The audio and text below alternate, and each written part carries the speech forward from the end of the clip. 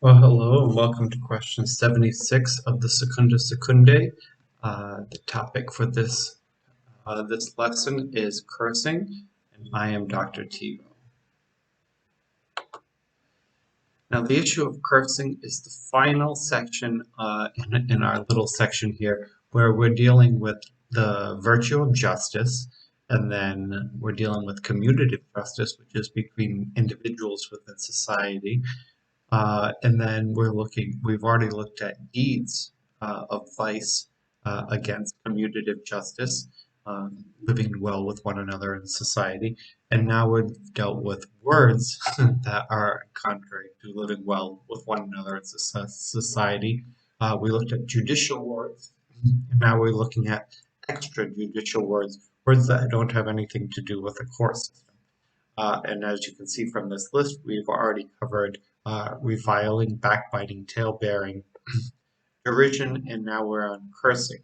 And all of these previous ones also tie into this one. So it's a little bit of a recap as well. So to curse is to speak bad of. Maldicere, right? You're speaking bad of. Is the same as speaking maldicere, speaking ill of. It's basically the same term. Speaking has a threefold relation to the thing spoken. So you can speak bad about something in an indicative mood. The indicative mood would be just telling somebody. It's just a statement, so that it's saying that a person is damned. You say that person is damned. Well, it's not having any type of power. It's just stating their opinion or stating a fact. If you just make a statement, it doesn't really have much power other than just to say the evil, say the bad thing, versus the imperative mood, which is the cause. If you say you're be damned, right? Be damned would be a command to do it, and because of your command, it is done. So this is a way of cursing, in which it is the cause of the damnation, the cause of the evil being done. And then there is the operative mood. This might be bringing people back to middle school. It's a sentiment of desire. So may you be damned, right? Or that you wish somebody be damned. So when you're cursing, if you curse somebody, if you speak evil to someone, it depends on if you're saying it as a statement, as a command, or as a desire. So St. Thomas says there's both lawfulness and unlawfulness in commands and desires of cursing. If one were to command desire or command evil on somebody, then it is clearly unlawful, right? If you're saying, uh, "Damn you to hell," for example, right? You are commanding evil on someone.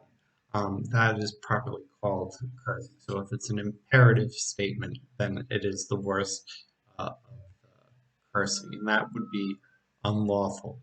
If you only command or desire the evil in the aspect of good, it is lawful. Now, this one is more complicated, but thankfully, St. Thomas gives examples in there. And this is when, let's say, a judge condemns a person to prison or commands a person to death or commands a person to a particular sentence, and it's out of justice that the person is commanded. It is a just sentence.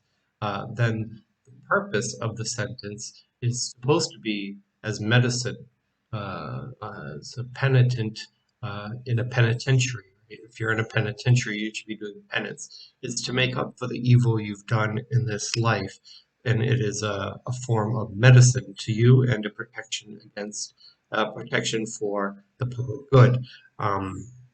So the curse is evil in a sense, right?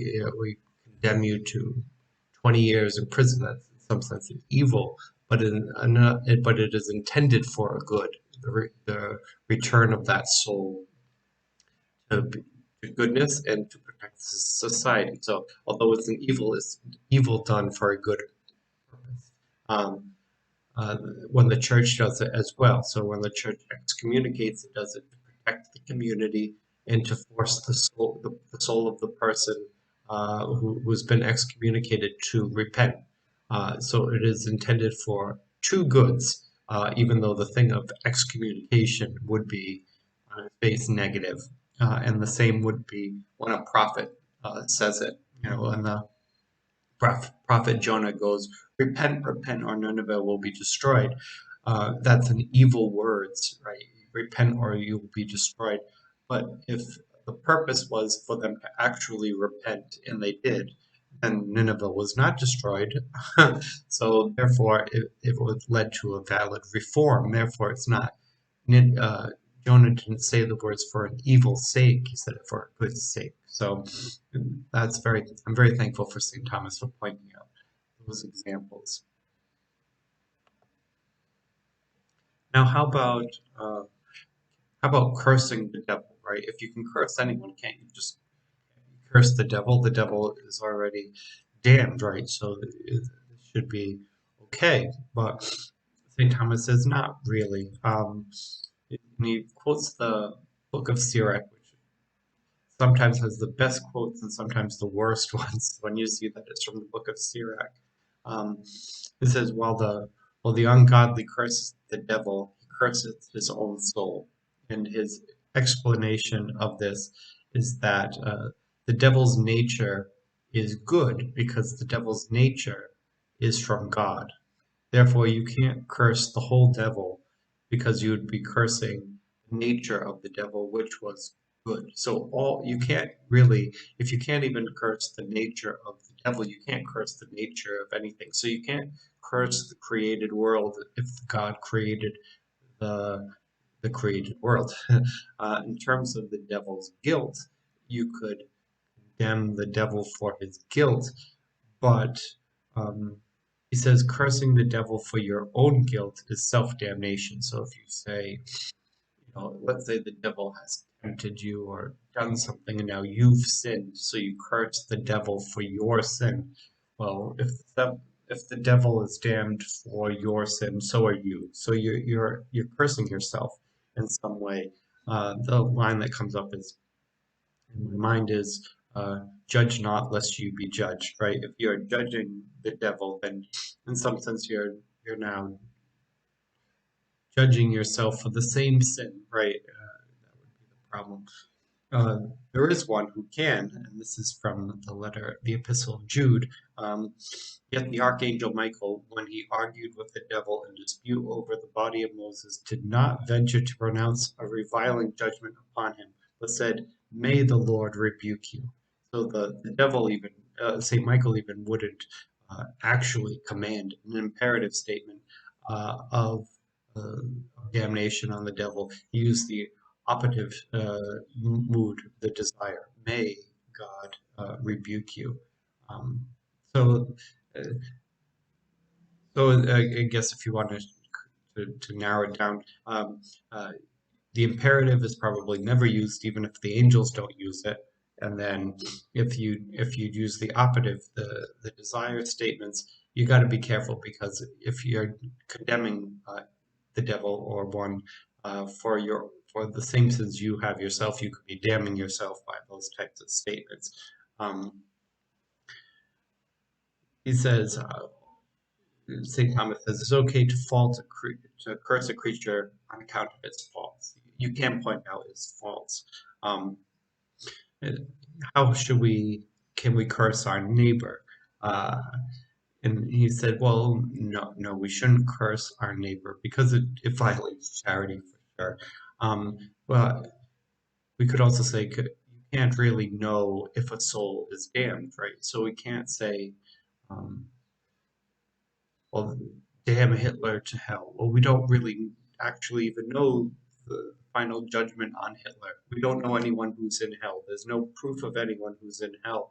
So that's up to God. So for us to tell God, uh, we can't really make a statement about somebody's soul. But what St. Thomas did say is we can make a statement about a sin somebody is the sin somebody is committing in public right now.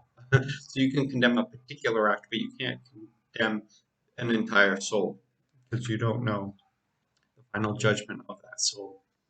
Now, how about if you were to curse uh, irrational creatures or objects? I love the line benediction and malediction. Um, we probably don't use that term malediction enough. Um, And he said that we can things can be cursed in three ways. One, by way of menstruation. The things, everything of this earth is made in menstruation to serve the deification of human beings. So this lines he used, cursed are the barns, your barns. Cursed is uh, some object that you use. That is one type of cursing. Another way would be um, by way of signification. Now, this one is more done by Christ. So, when Christ curses the fig tree, it's symbolic. He's not really actually cursing the fig tree. He's really cursing Israel. It's a signification. And the last one by way of time and place. So, Job said, "Cursed is the day I was born." Right? Cursed is your house. Right? If it's a way of place and time, that's another way of doing it.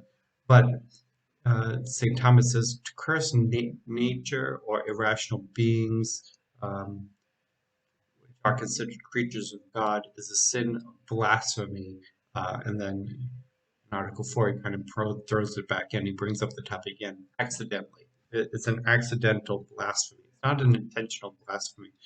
But if you curse something because of its nature, right? If you curse uh, a cow because it's stubborn, and it's in the nature of a cow to be stubborn, well, you're cursing God's creation, right? Because God created the cows to be stubborn. So if you curse something for its nature, then you're really accidentally cursing God, and it's accidental blasphemy. Therefore, you probably shouldn't curse uh, because you might accidentally blaspheme God. The other thing is you can curse the object in and of itself for its own thing. You stub your foot on the chair. Well, God didn't really create the chair. You might have created the chair, but you stubbed your toe on the chair, so you cursed the chair. He says, well, that's idle and vain, and consequently, it's unlawful. To curse a chair. A chair can't be cursed. There's no chairs in hell. There are no ends of the bed in hell. So to curse something which doesn't have a soul, or to curse something in itself um, that it's idle and vain, and therefore it's somewhat silly. So it's unlawful. It's not the proper nature of cursing. Uh, is cursing a mortal sin? Well, to wish evil on another person or conduct evil by commanding it, right? To say, damn you to hell, right? To command that on our neighbor by its very nature, by the genus of the act, is contrary to charity, where we should be loving our neighbor and desiring the good of our neighbor. If you're desiring the cursing of your neighbor, then it's clearly contrary to charity, therefore mortal sin. Now he says it could be a venial sin if the curse were only a slight, or if the sentiments were not grievous. Right? You didn't mean much by it. Maybe somebody is kind of stupidly and you curse their stupidness. Curse your stupidity, right? You're not cursing the entirety of the person. you're cursing one aspect of the person. um, and if it's not, if you only just kind of say it out of frustration, right, rather than actually sitting upon it and plotting it, then it's more of an indicative statement, and it's um, or an operative statement, and it's not as grievous. Or if you are just joking around, um, you might not have any evil intentions at all. Somebody plays a joke on you, and you go, "Damn you," right? And you don't mean that because you know, 2 seconds later you're over. You know, you realize it's a joke and it's not serious, and you continue to be friends with that person. If you really meant damn that person, you wouldn't continue to be friends with that person. You know, somebody throws a surprise birthday party for you, and you get startled. You go, "Oh, damn you!" Right? If you don't mean it as a real curse, um, then it's just a jest, and it's without evil intentions. And perhaps the statement might be venial for taking something sacred and making it silly, but it might not even be a sin at all. It has no evil intentions. Now, evil is twofold in here, so it doesn't make it not sin, but if one were to participate in some of those other forms of extrajudicial speech, which were vices against commutative justice, there's an evil fault in there where if you revile someone and you're yelling and screaming at them to their face to try to dishonor them, and you're doing it out of anger and revenge, well, that's clearly quite strongly against charity. If you're talebearing, if you're going behind your friends' backs and telling each of your friends that the other one is saying something bad about them in order to destroy their friendship, you're dishonoring them. You know, that's clearly against charity. If you're going behind somebody's back and telling tales, you know, making up sins that they committed or exaggerating sins or doing something which is trying to make people think less of their name, that's clearly against charity.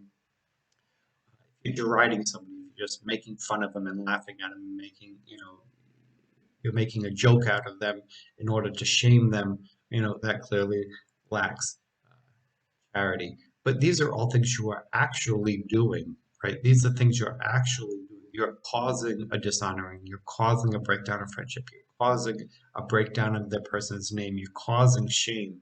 So that's very direct. Evil punishment, where you speak evil of punishment, is different. Um, if you say, "May the Lord curse you," is did the person lose honor? Did the person lose name? Did the person lose friendship? Is the person shamed? Maybe you're asking the Lord to do something. To wish something on somebody is different than that first group, which is actually doing it, right? If you say, "May the Lord dishonor you," it's different than actually dishonoring somebody. "May the Lord take your friendships away." It's different than actually just actively destroying somebody's friendships. So asking the Lord to do something is not as bad as doing it yourself. So he says, St. Thomas says, all things being equal, the former is worse than the latter. It doesn't mean that desiring bad things on your neighbor is a good thing. It's not a good thing, but it's not as bad as actually taking it down to your own hands because if you say, "May the Lord do it," well, then the Lord can just ignore your statement. Sometimes people who make a curse, you know, maybe they feel slighted in traffic and they say, they don't even know you, right? Or you don't even know them. You know, people can get over fire versus if you actually take justice in your own hands as a vigilante, uh, it does have a definite effect.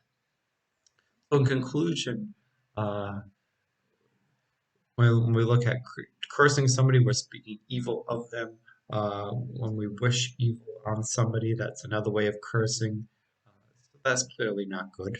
It's against charity to wish or to actively perform evil on somebody.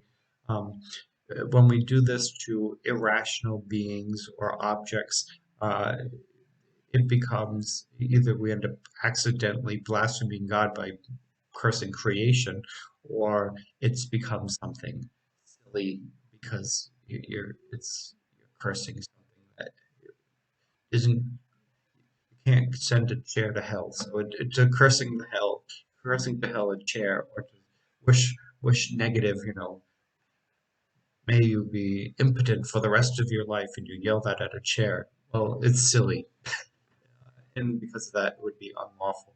Uh, Wishing evil on another is just always contrary to charity. Cursing is less grave, it's less grievous than other extrajudicial sins of words, because it's only, in some sense, it requires God to do it. So you're not taking justice into your own hands. You're wishing something bad on your neighbor, even if you know, even if you're commanding it. The worst one saying, um, "Curse upon both of your houses." Well, it still requires God to perform the curse, and if God doesn't will it, then it won't happen. So even if you command a curse on somebody, it's not direct. Um, and even if you take earthly things like a judge that sentences somebody, um, it's not. It's more of a desire. It's more of an act of justice than it is uh, the previous ones, which only have a negative way. Reviling and backbiting, tail bearing, and derision are almost entirely always negative, right? And if they're not negative, then they're probably not those terms. They're probably something else. Okay, so the next time we're moving on to issues of commutative justice, vices of commutative justice, which do not deal with words. So that's the nice thing. See you next time.